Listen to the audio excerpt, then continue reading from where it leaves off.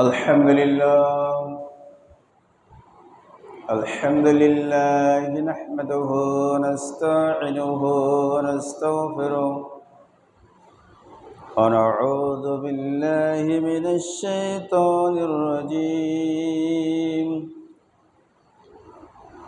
بسم الله الرحمن الرحيم. نحن نقص عليك أحسن القصص بما أوحينا إليك هذا القرآن وإن كنت من قبله لمن الغافلين.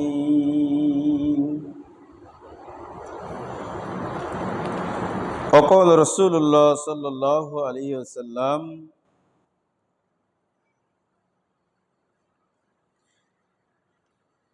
الرؤيا ثلاثة فبشرى من الله وحديث النفس وتخفيف من الشيطان فإن رأى أحدكم رؤيا تعجبه فليقص إن شاء وإن رأى شيئا يكرهه فلا يقصه على أحد وليقم يصلي.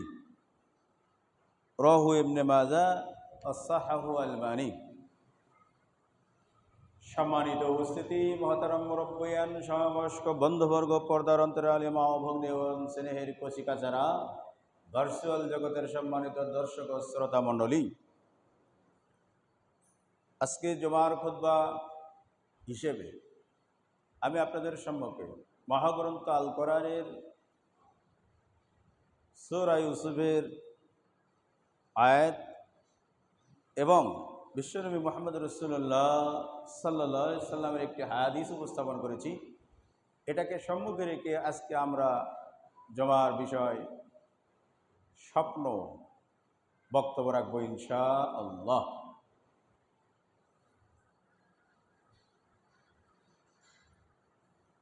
তো আমরা গবেষণায় দেখা গেছে মানুষ তার জীবনের 33 ভাগ মানে 33% স্বপ্নে কাটায়। আরেকটি গবেষণায় বলা হয়েছে যখন বাচ্চা জন্মগ্রহণ করে তখন বাচ্চা মানে এই যে শিশুকাল, এই পুরো শিশুকালের মানে সে শৈশবকাল শেষ হওয়ার আগ পর্যন্ত 40% স্বপ্ন দেখে। আবার শৈশবকাল যখন শেষ হয়ে যায়, কৈশোরকাল পুরোটা এবং যৌবনের আগ পর্যন্ত সে স্বপ্নে দেখে 25 থেকে 30% স্বপ্ন দেখে খালি। আবার যখন সে যৌবনকালে উপনীত হয় তখন সে স্বপ্ন দেখে 15 থেকে 20%-এর ভিতরে, এত স্বপ্ন সে দেখে। এমনি করে যখন সে যৌবন থেকে শুরু করে তার বার্ধক্য পর্যন্ত যখন সে অবস্থান করে তখন 12 থেকে 15% সে স্বপ্ন দেখে। এটা একটা গবেষণা। তো তার আগে আমরা স্বপ্ন কী জিনিস সেটা তো জানা দরকার। আমরা আমাদের মতো করে বলি স্বপ্ন 2 প্রকার। এক, ঘুমিয়ে স্বপ্ন দেখা, 2 জাগিয়ে স্বপ্ন দেখা। জাগিয়ে স্বপ্ন দেখার অর্থ হলো পরিকল্পনা। বলি না আমরা যে আব্দুল্লাহ তোমার পরিকল্পনা কি, তোমার স্বপ্ন কি, মানে কি পরিকল্পনা, যে সামনে কি করতে চাও। আর স্বপ্নের যে বিষয়টা ঘুমিয়ে দেখি সেটা আলাদা একটা জগৎ। তো আজকে আপনাদের সম্মুখে এই ঘুমের যে স্বপ্ন, এই বিষয়ে বলবো। আল্লাহ বলছেন অন্নম সুবাতা, ঘুম আল্লাহ আমাদের জন্য রিফ্রেশ, ক্লান্তি দূর করার জন্য দিয়েছেন। ঘুম যদি কারো না হয় তাহলে সে অসুস্থ হয়ে পড়বে। বিজ্ঞানীরা বলছেন মোটামুটি কোনো ব্যক্তি লাগাতার যদি 3 দিন না ঘুমায় একটা না, তাহলে সে অনেক প্রকারের রোগ তাকে আক্রান্ত করবে। আর মোটামুটি আপনারা সবাই জানেন, বিজ্ঞানী হওয়া দরকার নাই, যে লোকটা পাগল সে কিন্তু ঘুমায় না, পাগল ঘুমায় না। এর মানে ঘুমের সমস্যার কারণে কি হয়েছে? সেজন্য ঘুম আল্লাহর পক্ষ থেকে সবচেয়ে বড় নিয়ামত। সেজন্য দেখেন যাদের হাই প্রেশার বা বিভিন্ন রোগ, তাদেরকে আগে ঘুমের ওষুধ দেয়, যে ঘুম পারলেই কি হয়ে যাবেন? সুস্থ হয়ে যাবেন। তা আমরা যারা ঘুম ঠিকঠাক মতো পারি, সেজন্য জোরে সরে বলি আলহামদুলিল্লাহ। আরেকটি তথ্য, সবচাইতে জীবজন্তু কীট পতঙ্গের ভেতরে বেশি ঘুমায় বিড়াল। বেশি ঘুমায় কে? বিড়াল। বিড়াল এত ঘুমায় যে যখনই দেখবেন ঘুমিয়েই আছে। সেজন্য আমরা যারা ছেলেরা বা যারা পোলাপান বেশি ঘুমায় তাদেরকে বলি যে বিড়াল ধরছে তোরে স্বভাব, বিড়ালের স্বভাব ধরছে তোরে, তাই না? তা শুন, এই স্বপ্নটা খেয়াল করে শোনেন। আজকে অনেকগুলো তথ্যবহুল কথা আমি বলবো ইনশাআল্লাহ। আবু হুরায়রা বলছেন, রাসূল সাল্লাল্লাহু আলাইহি সাল্লাম বলছেন, স্বপ্ন 3 প্রকার। স্বপ্ন কয় প্রকার? 3 প্রকার। আপনিও স্বপ্ন দেখেন মাঝে মধ্যে, বিশেষ করে মা বোনরাও স্বপ্ন দেখে। স্বপ্ন দেখে একটা, বলে আর একটা, আর ব্যাখ্যা করে আর একটা। তাতে করে সমস্যা আছে, ইসলামে এটা নিষিদ্ধ রয়েছে। তা আজকে দেখেন, কোরআনেও স্বপ্নের কথা আছে, সেটা আপনাকে আগে জানাই। কোরআনে হলো সূরা ইউসুফ, ইউসুফ আলাইহিস সালামের স্বপ্নের বিষয়। আল্লাহ বলছেন নাহনু নাকুসসু আলাইকা আহসানাল কসাস, হে নবী মুহাম্মদ সাল্লাল্লাহু আলাইহি সাল্লাম, আপনার কাছে আজকে আমি সবচেয়ে উত্তম, অত্যধিক খুবই সুন্দর একটি বিবরণ, ঘটনা পেশ করতে যাচ্ছি। এটা কি করে? আপনার কাছে যে আমি কোরআন নাজিল করছি এই জন্য। এরপরে কোন আল্লাহ বলেন, যখন ইউসুফ বলেছিল তার পিতাকে, ইউসুফ আলাইহিস সালাম তার পিতাকে বলছে, ইন্নী রাআইতু আহাদা আশারা কাওকাবান ওয়াশ-শামসা ওয়াল কমারা রাআইতুহুম লিসাজিদিন। ছোট বাচ্চা ইউসুফ বলছে, আব্বু আমি তো স্বপ্নে দেখলাম, আহাদা আশারা মানে 11, কাওকাব মানে হলো নক্ষত্র, ওয়াশ-শামস ওয়াল কমার সূর্য এবং চন্দ্র, সবাই আমাকে দেখলাম সিজদা করতেছে। স্বপ্ন কি? 11টি নক্ষত্র মানে সোজা বাংলায় হলো তারকা, আর কি? চন্দ্র এবং সূর্য আমাকে সিজদা করতেছে। এবার ইউসুফ আলাইহিস সালাম ছোট তো বাচ্চা, রাসূলুল্লাহ সাল্লাল্লাহু আলাইহি সাল্লাম হাদিসে বলছেন, স্বপ্ন আল্লাহ রাব্বুল আলামিন কাউকে যদি নবুয়ত দিতে চান, প্রথম তার পর্যায়ে হলো স্বপ্ন। খালি স্বপ্ন হতে থাকে।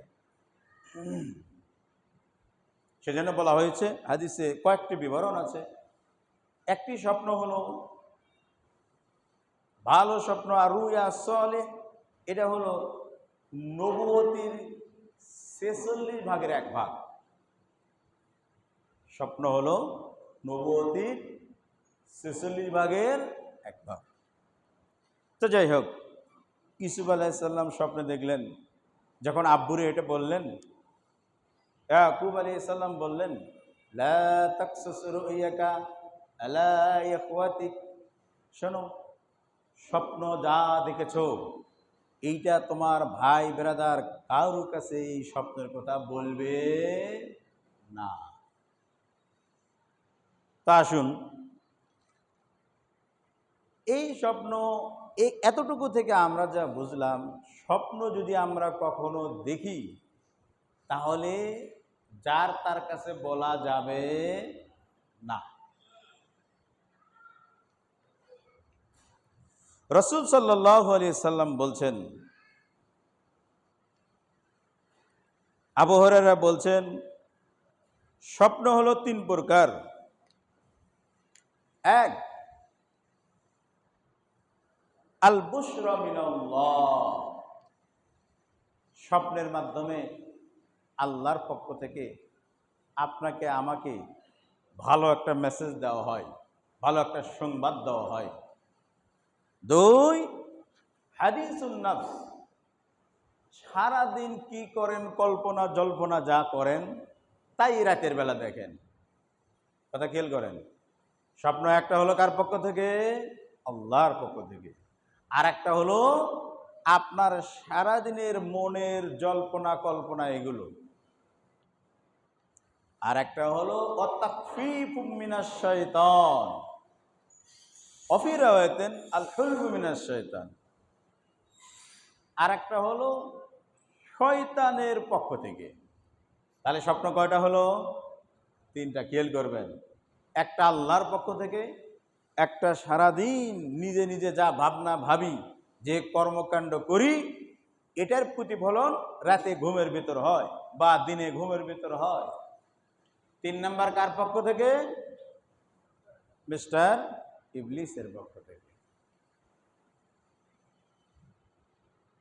এখন আসুন, কোন স্বপ্ন কখন হয় এটাও তো জানা দরকার। আমি গবেষণা করে, হাদিস কোরআন তত্ত্ব অনেক কিছু গবেষণা করে যেটা দেখেছি সেটা হলো এই, আমাদের যখন ঘুম আসে, ঘুমের আগে আর একটা সিগন্যাল আসে, মিস কল আসে। যেই মিস কলটা আপনাকে ধাক্কা দিয়ে ফেলে দিতে শুরু করে, সেটাকে কি বলেন আপনারা? জিমানি বলেন না? ঘুমের আগে কি ধরে? জিমানি ধরে না? আপনি যত বড়ই স্বাস্থ্যবান হন, যতই শক্তিশালী হন, হঠাৎ করে সে কি করে? মনে হয় ধাক্কা মেরে কি করে ফেলে দিবে। যখন এরকম হয় তখন মনে করছেন যে এবার আর কি করা যাইব না, দাঁড়িয়ে থাকা যাবে না। যাই হোক, এবার ঘুমে আসলেন। ঘুম আসার পরে এই ঘুমের পুরো সময়টা 3 ভাগে বিভক্ত। কয় ভাগে বিভক্ত? 3 ভাগে। দেখবেন, আমরা গতদিনে বলেছি আপনাদেরকে, আমরা যখন ঘুমাই যাই, প্রথম পর্যায়ে যে ঘুমটা হয়, এই পর্যায়ে কিন্তু আমাদের কর্ণকুহুর মানে কানটা সজাগ থাকে, কিছু হইলে বোঝা যায়, হৃদয়টা বোঝে। কিন্তু দ্বিতীয় পর্যায় থেকে নিয়ে শেষ পর্যায় পর্যন্ত আর কিছু বোঝা যায় না। ভালো করে শোনেন, ঘুমের 3টি পর্যায়। প্রথম পর্যায়ে যখন আমরা ঘুমে যাই, এই প্রথম পর্যায়ে কিন্তু আমরা বুঝতে পারি যে কে কি বলতেছে, কিছু কিছু বোঝা যায়, শোনা যায়। তখন আপনি হঠাৎ করে প্রথম পর্যায়ে শেষ করে যদি উঠে যান, তখন কিন্তু আপনি বলেন, এই তোমরা দুইজন কিন্তু এই কথা বলছো, বলে আপনি যে ঘুম আসছিলেন, বলে ঘুম আসি না কেন, কিন্তু আমি তাও কি করেছি, শুনেছি। আবার দেখা গেল যদি প্রথম পর্যায়ে শেষ করে যান, দ্বিতীয় বা তৃতীয় পর্যায়ে, তখন আর আপনি কিছুই টের পান না, চোর যা করার তা করেই নিয়ে চলে জায়গা। কথা ঠিক কিনা? এখন আসেন, এই আপনার হৃদয়ের যা ভাবনা কল্পনা, অধিকাংশ বিশেষজ্ঞগণ বলেছেন এটা হয় ঘুমের প্রথম পর্যায়। ঘুমের কোন পর্যায়? প্রথম পর্যায়।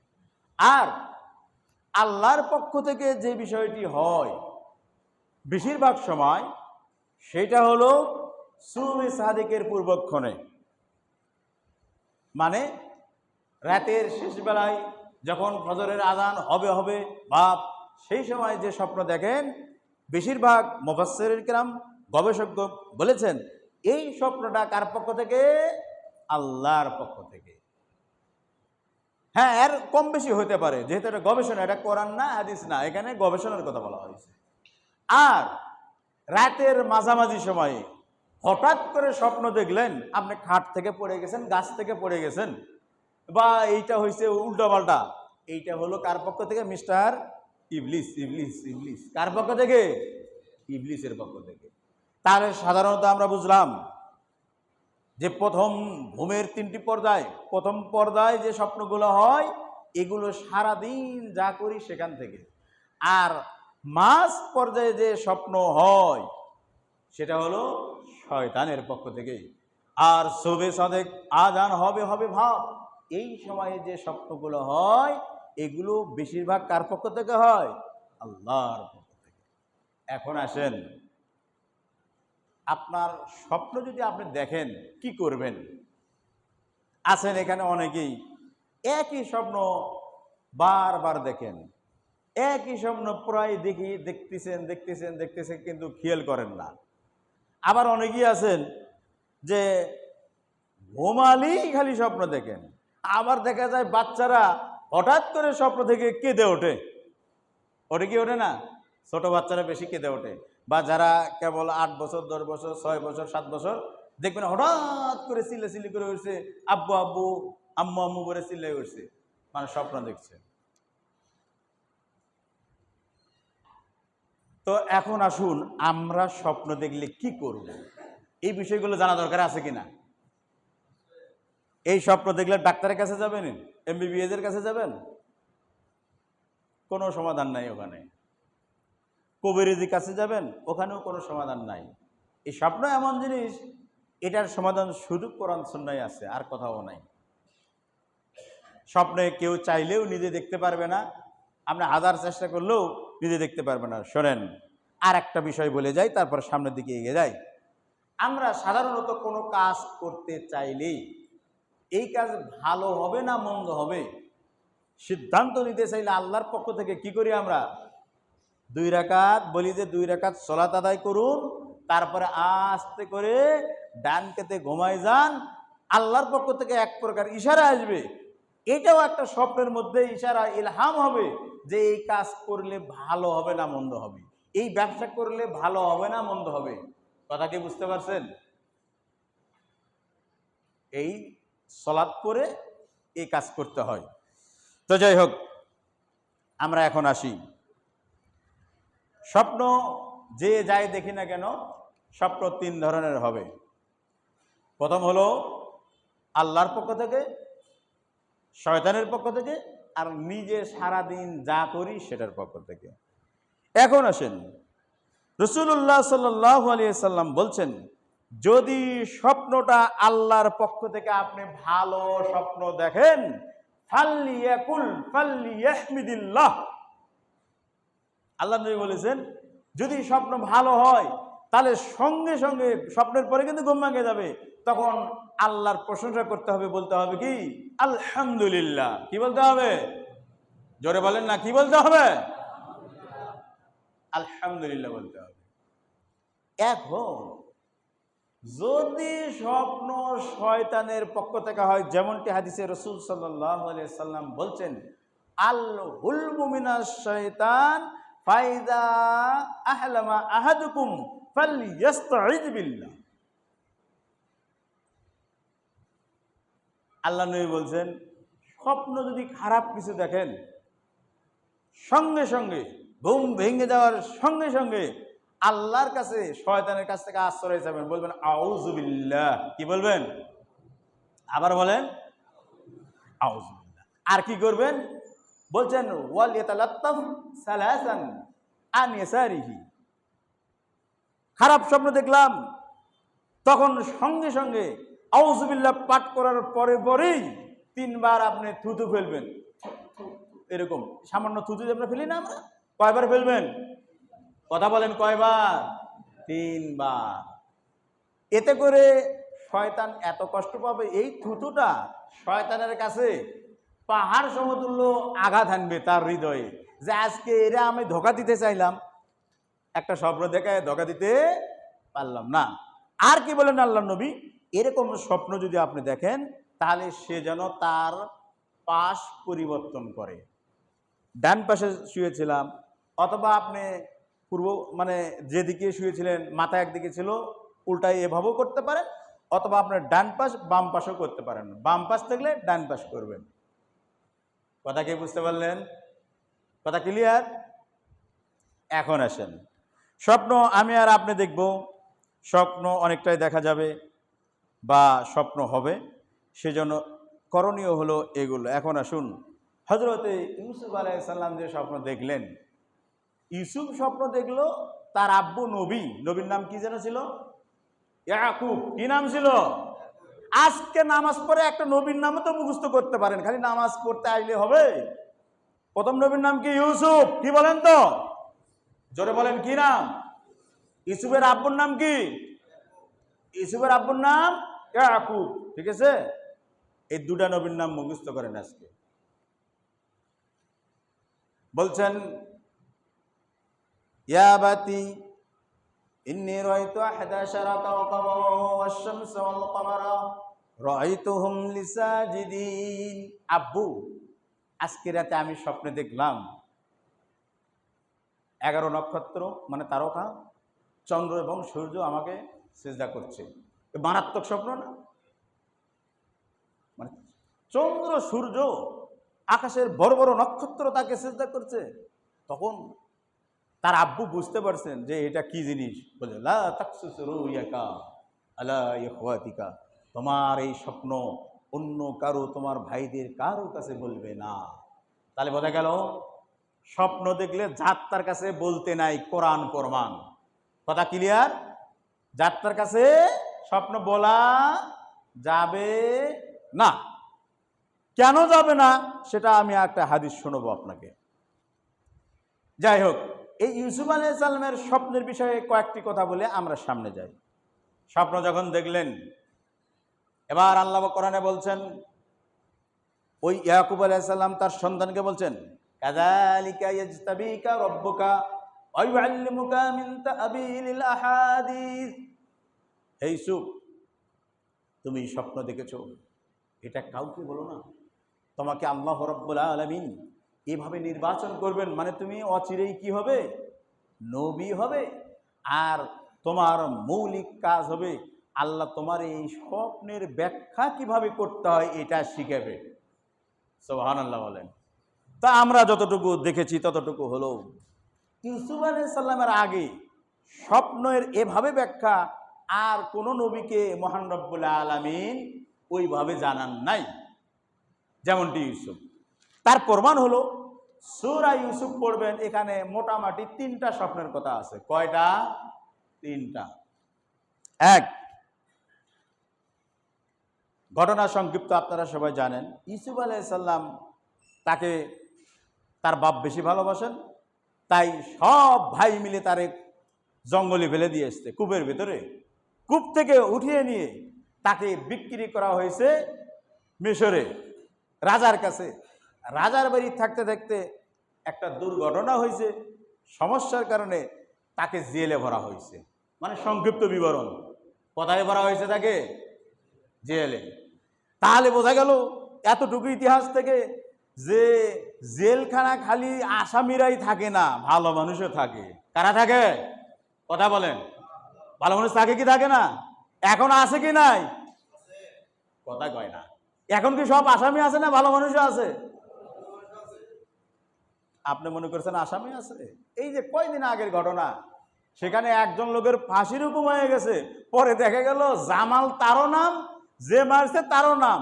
আসলে যেই জামাল মারছে সেই জামাল বাহিরেই আছে, আর যেই জামাল কিছু জানে না তার ফাঁসির হুকুম হয়ে গেছে। পরে রিভিউতে দেখা গেছে আসলে এই নির্দোষ। অনেকগুলো প্রমাণ আছে, ওই প্রমাণ আগেও আছিল।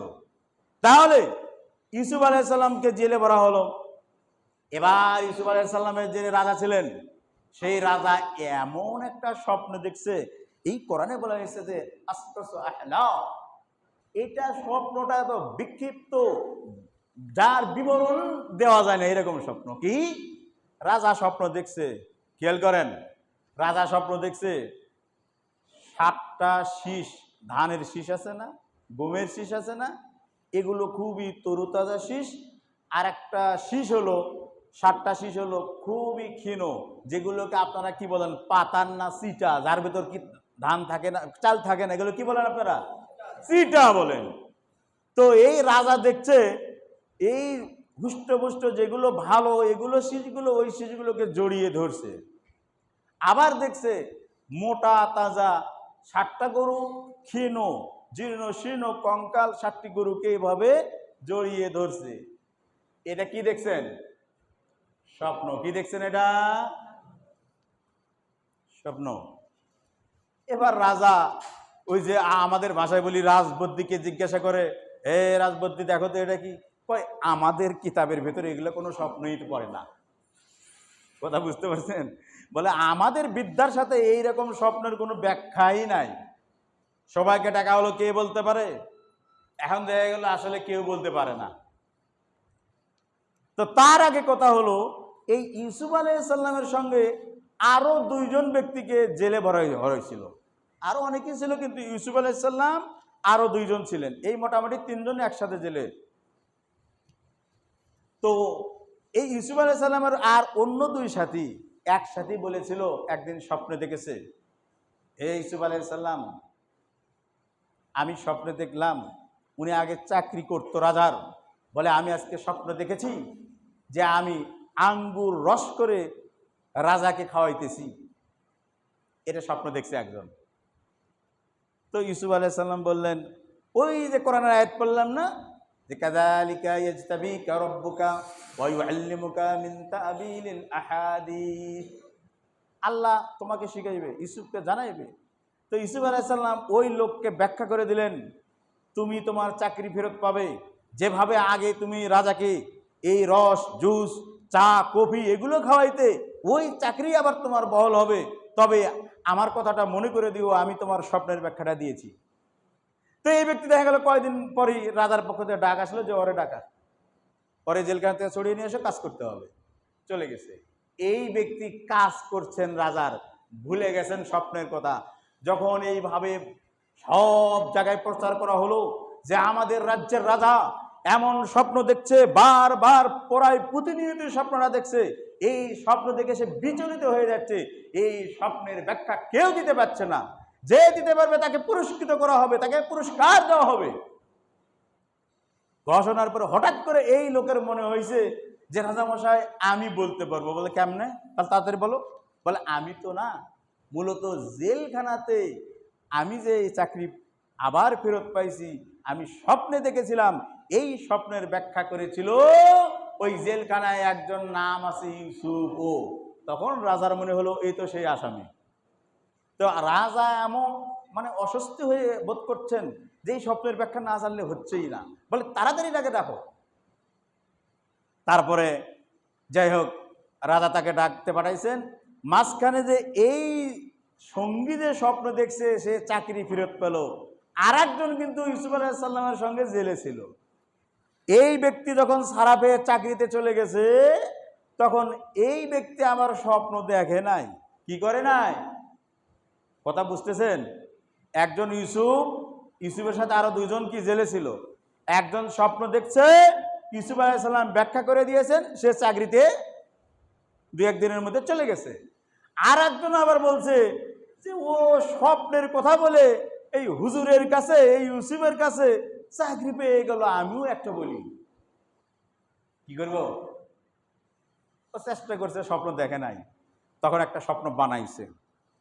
বলে হুজুর, পরে তো আপনি ব্যাখ্যা দিছেন, ও চাকরি পাইছে, আমিও স্বপ্ন দেখছি একটা। বলে বলো তোমার স্বপ্নটা কি? বলে হুজুর, আমার স্বপ্ন হলো আমি একটা ঝুড়িতে করে কিছু খাদ্য রুটি নিয়ে যাচ্ছিলাম, আর ওপর থেকে চিল, শগুন, এই যে পাখি যেগুলো খাদ্য খাবার খায়, তারা এই রুটিগুলো ছো মারে নিয়ে যাচ্ছিল। স্বপ্নের ব্যাখ্যা দেন। মানে হুজুরকে আটকাইব।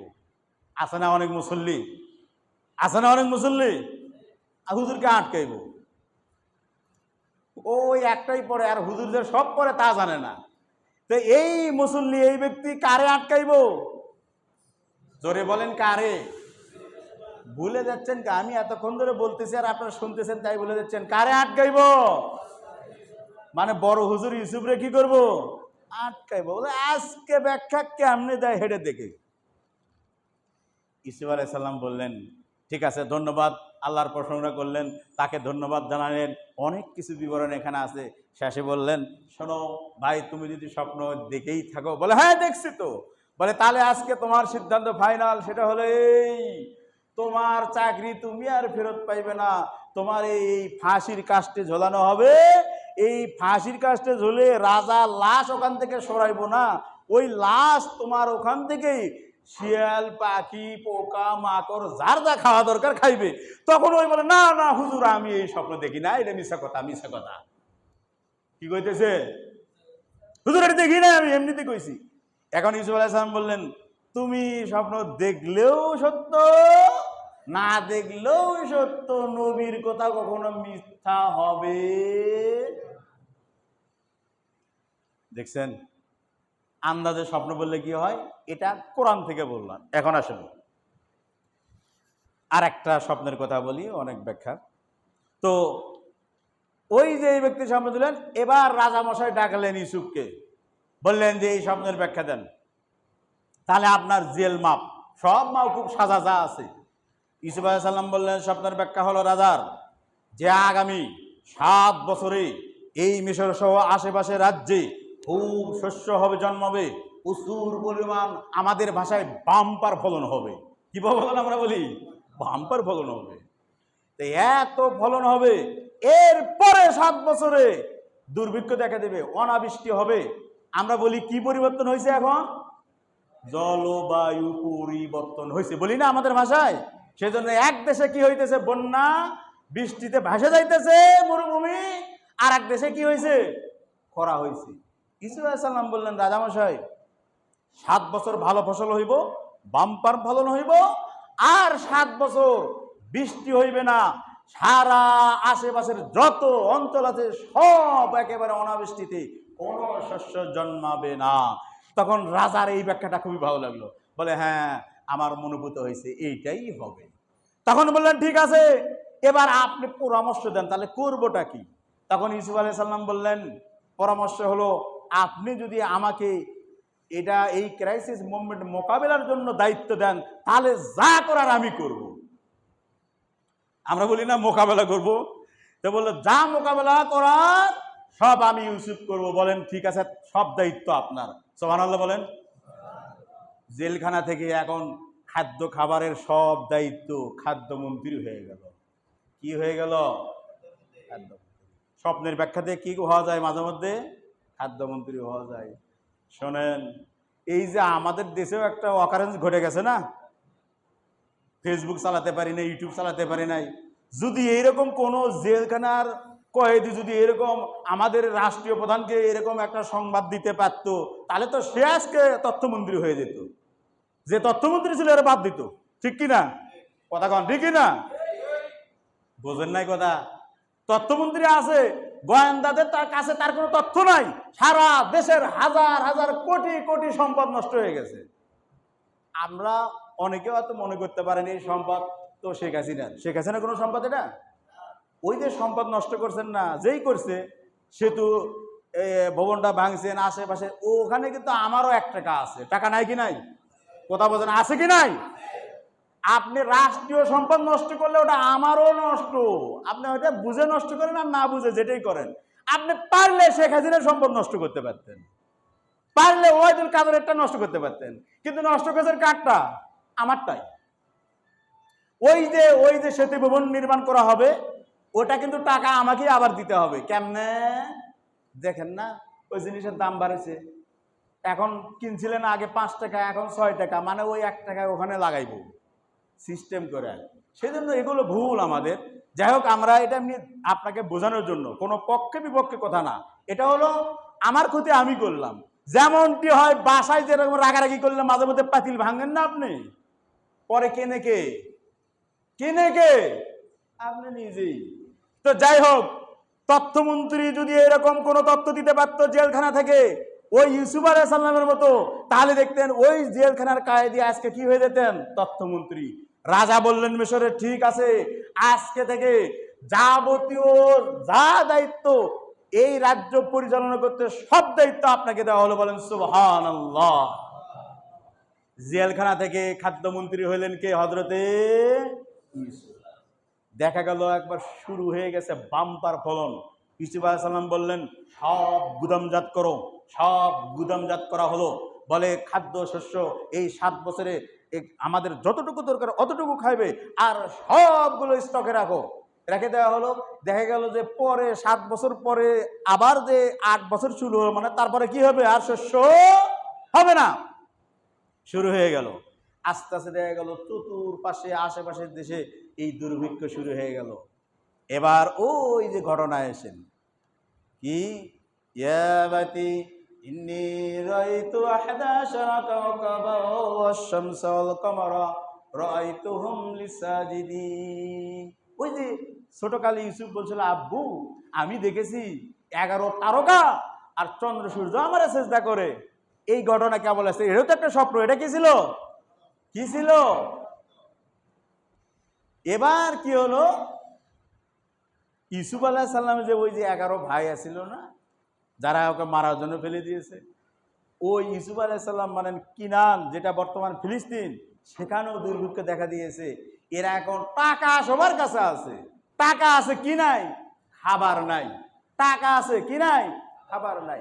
পরে ওরা শুনতে পারে যে মিশরের এক রাজা আছে, সেখানে নাকি অনেকগুলো খাদ্যশস্য কি করে রাখছে? স্টকে রেখে দিয়েছে, সব গুদামজাত করে রেখে দিয়েছে, সেখানে গেলে পাওয়া যাবে। এখন ওরা চলে আইছে। এবার যখন গেট দিয়ে ঢুকছে, বলছে যে খাদ্যমন্ত্রী, ফিলিস্তিন থেকে কিনান শহর থেকে 10 জনের একটা দল আসছে, তাদের পিতা নাকি নবী, সেই পরিচয় দিয়ে খাদ্য নিতে আসছে, তাদেরকে ঢোকার অনুমতি আছে? ইউসুফ আলাইহিস সালামের মানে মাথায় সঙ্গে সঙ্গে ক্যাচ করছে, এই কেবল শুরু হচ্ছে কি? ওই যে আল্লাহ বলেছেন না, কাযালিকা ইয়াজতাবিকা রাব্বুকা ওয়া ইউআল্লিমুকা মিন তা'বিলিল আহাদিস। আল্লাহ আপনারে কি শিক্ষা দেবে? স্বপ্নের ব্যাখ্যা। তখন ইউসুফ মনে করছে, এই তো স্বপ্নের ব্যাখ্যা কেবল শুরু হচ্ছে। এত তো স্বপ্নের ব্যাখ্যা তো দিছে মানুষকে, আর এখন আমার স্বপ্নের ব্যাখ্যা শুরু হচ্ছে। তা বলে আসতে দাও। আশা হলো, তারা ঢুকে বলল। ইউসুফ কিন্তু প্রথম জায়গাতেই বুঝতে পারছে, এই হলো আমার 10 ভাই। এবং যারা কর্মচারীকে বলেছে যে ওদের প্রত্যেককেই যা যে পরিমাণ খাদ্যশস্য তারা পায়, তাদের টাকা পয়সা যা দিবে, খাদ্য শস্য যদি প্রতিটা বস্তায় 1 মণ মানে 40 কেজি, তোমরা আরো বেশি করে দিবা। ওজন কি করে দিবা? কমাই দিবা না, কি করে দিবে? বেশি দিবে। আর কি করবে? যা টাকা পয়সা তারা দিবে, মুদ্রা যা দিবে, সেগুলো ওই বস্তার ভেতর ভরে দিবা। কি করবে? এবার তাই করছে। তাদেরকে আদর আপ্যায়ন করে তারা চলে গেছে। যাওয়ার পরে তো যখন যাবে, তখন ইউসুফ আলাইহিস সালাম একটু খুশি গল্প করলেন যে আপনারা অনেক দূর থেকে এসেছেন, তো আবার আসেন, খাদ্য লাগলে কোনো সমস্যা নাই। আর আপনারা বিশ্বাস রাখতে পারেন, আমার এদেশে এই ওজনে কোনো কম দেওয়া হবে না, এটা নিশ্চিত থাকতে পারেন। এরা যায় আর গল্প করে, কে রে নিচি হলো মনে হয় 1 মণ, মনে হয় 1.5 মণ ভাব, বিষয়টা কি? যায় আর মনে মনে এরা পরস্পরে গল্প করে। যখন বাড়ি যায়, বাসায় যায় এখন খোলা শুরু করে। যেই বস্তা খোলে, মাপে দেখে ওজনও বেশি, আবার টাকাও পাইছে বস্তার ভেতর। যায় কোথায়? বলে তাড়াতাড়ি এগুলো রাখো, আবার যাব। কি করব? আবার যাব মানে স্বপ্নে।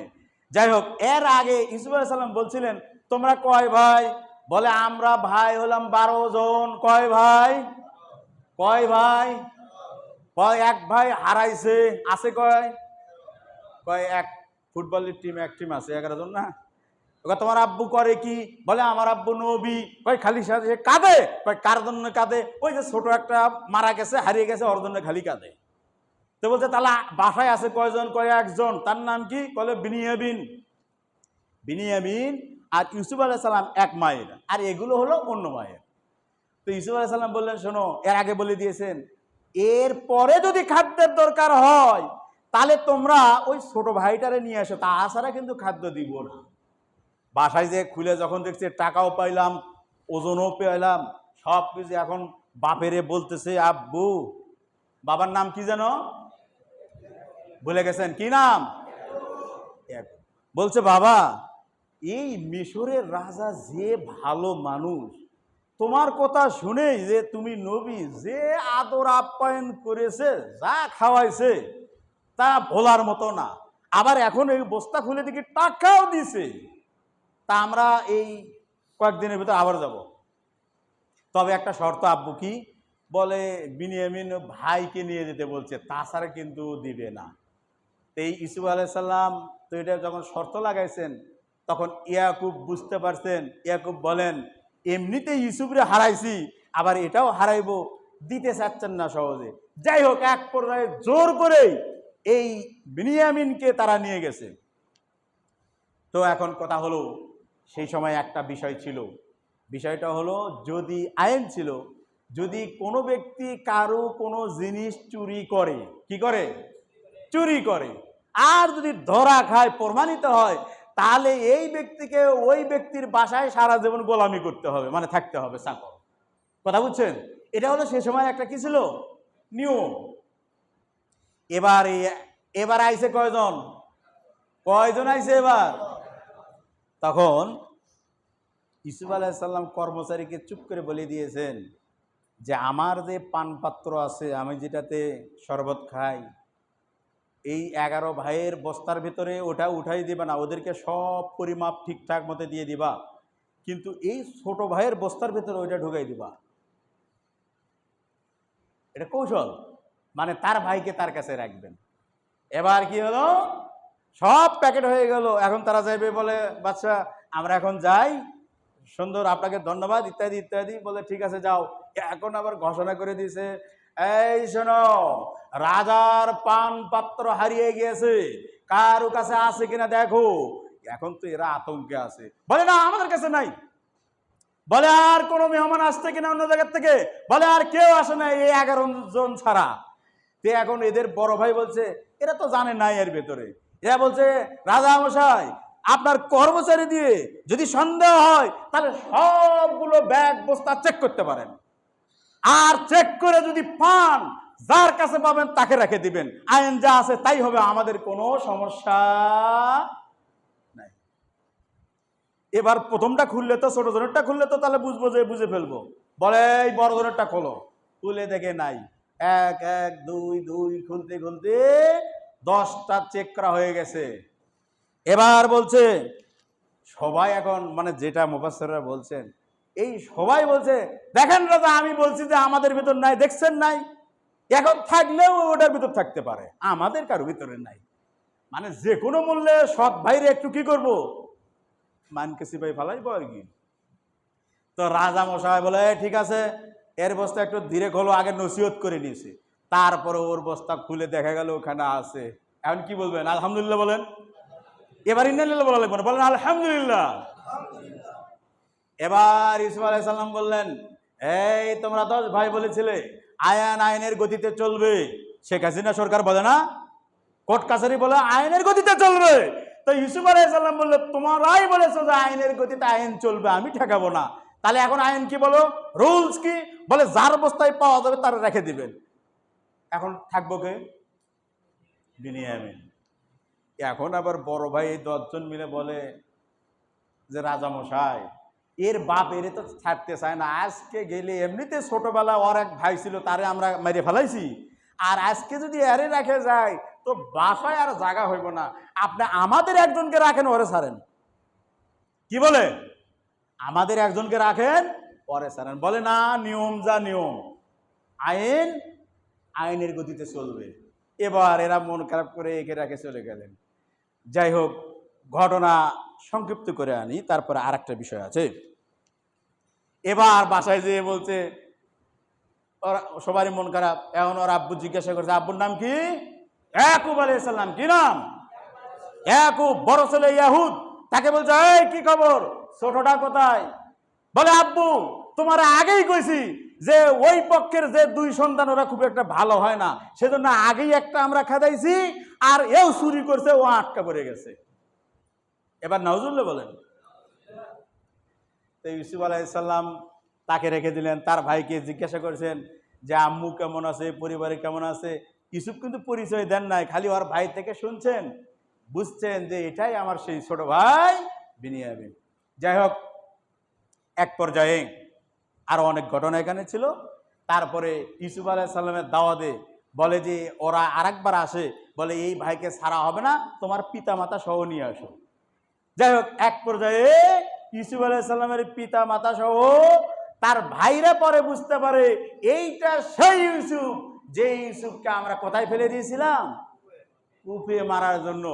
তখন সবাই সেই সময়ের অনুযায়ী, সেই শরীয়ত অনুযায়ী সবাই ইউসুফ আলাইহিসসালামকে সিজদা করে। এটা হলো স্বপ্নের ব্যাখ্যা। সুবহানাল্লাহ বলেন। তো বলছিল কি, ইয়া বাতি ইন্নী রাআইতু 11 কাওকাবা ওয়াশ-শামসা ওয়াল কমারা, আব্বু আমি দেখেছিলাম 11টা নক্ষত্র। তাহলে ইউসুফ আলাইহিস সালাম বাদ দিয়ে কয় ভাই? ইউসুফকে বাদ দিয়ে কয় ভাই? 11 ভাই। এটা হলো নক্ষত্র। ওয়াশ-শামসা ওয়াল কমার, চন্দ্র এবং সূর্য পিতামাতা সবাই তার অধীনস্থ হয়, তার কাছে চলে আসে। এটা হলো স্বপ্নের ব্যাখ্যা। আজকে আপনাদেরকে যে জিনিস বোঝাতে চাচ্ছি সেটা হলো এই, আমরা ঘুমাইলে কি দেখি? স্বপ্ন দেখি। এই স্বপ্ন যার কাছে বলা যাবে না। তার একটা প্রমাণ হলো হাদিসটা আমি 2-3 মিনিটের ভিতর বলার চেষ্টা করছি। সেটা হলো এই, রাসূলুল্লাহ সাল্লাল্লাহু আলাইহি ওয়াসাল্লাম যখন মদিনায় থাকেন, আয়েশা রাদিয়াল্লাহু আনহা বলেন যে আল্লাহ রাসূল মদিনায় থাকাকালীন সময়ে আল্লাহ রাসূলের কাছে কানাত ইমরাতুন মিন আহলিল মদিনা আন্নাহু জাওজুন তাজিরুন।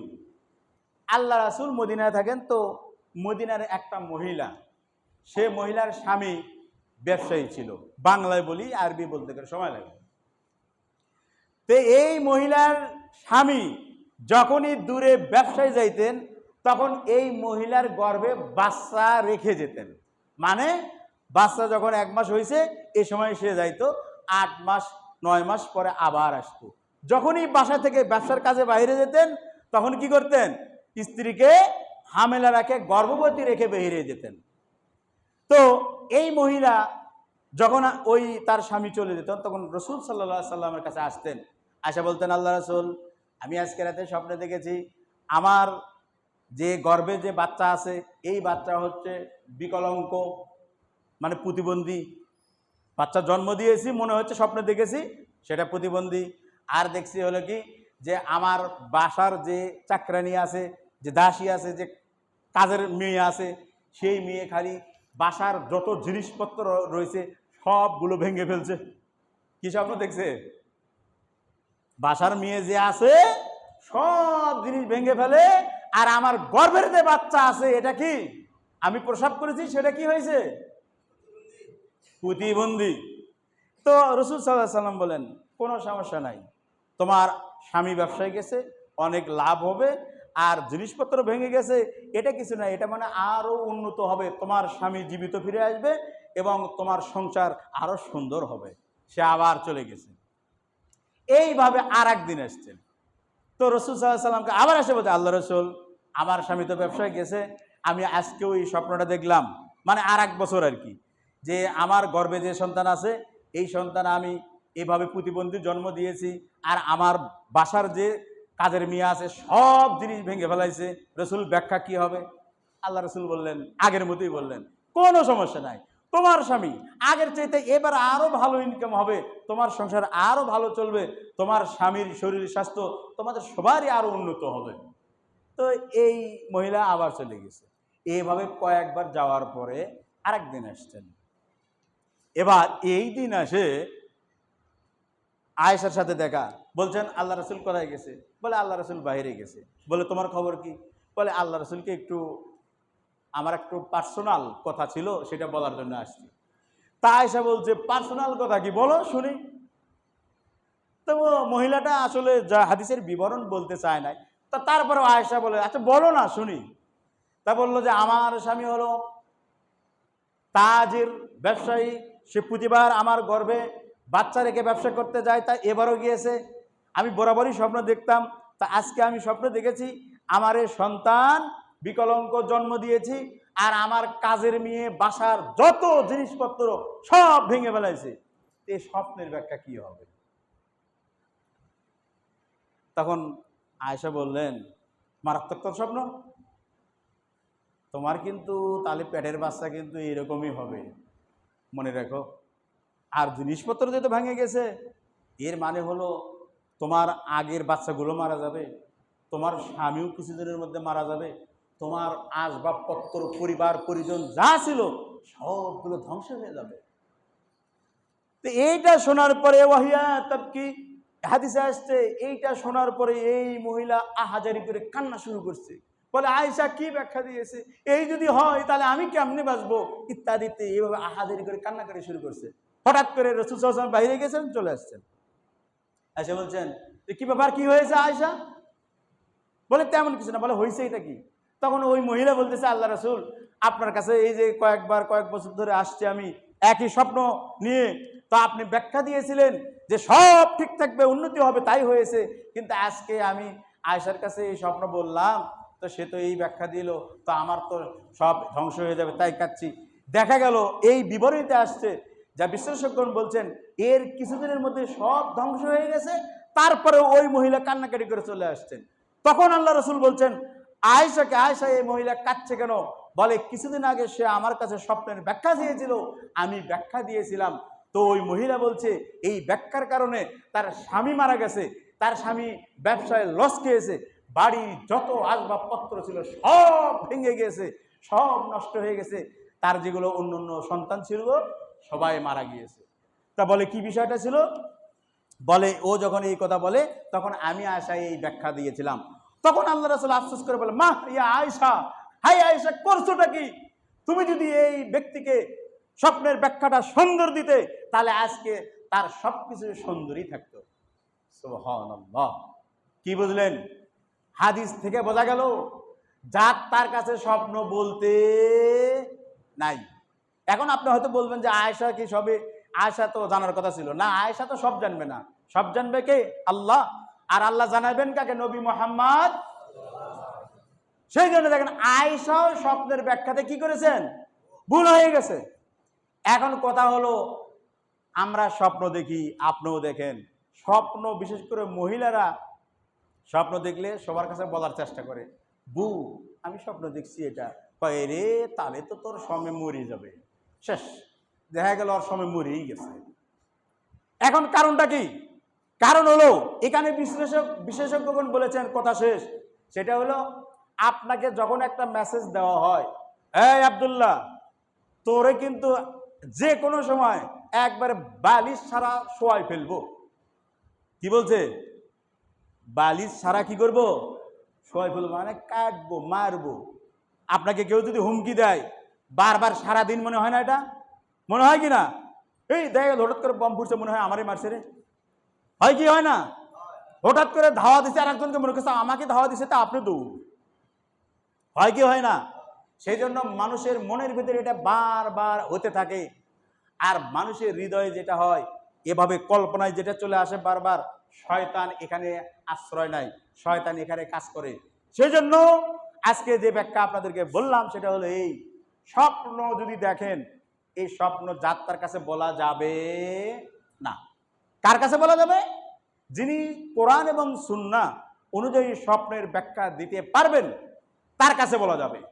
আর আপনারা যদি কেউ ব্যাখ্যা করতে চান, ভুল ব্যাখ্যা কখনো করবে না। ভুল হলো প্রতিটি জিনিসের নেগেটিভ সাইড এবং পজিটিভ সাইড আছে। স্বপ্নের ব্যাখ্যা পজিটিভলি করতে হবে, আপনারা পারবেন না। যারা বিশেষজ্ঞ তাদেরকে জিজ্ঞাসা করতে হবে, যারা কোরআন এবং সুন্নাহ জানেন, সহিহ সুন্নাহ জানেন, তাদেরকে জিজ্ঞাসা করবেন। আর মনে রাখবেন, স্বপ্ন উল্টাপাল্টা দেখলেই কাউকে বলবেন না, এটা পুরোটাই নিষেধ। আল্লাহ আমাদেরকে তৌফিক দান করুন, আল্লাহুম্মা আমিন। আরো বলার ছিল, পরে বলবো ইনশাআল্লাহ। আসসালামু আলাইকুম ওয়া রাহমাতুল্লাহ। সুবহানাল্লাহ।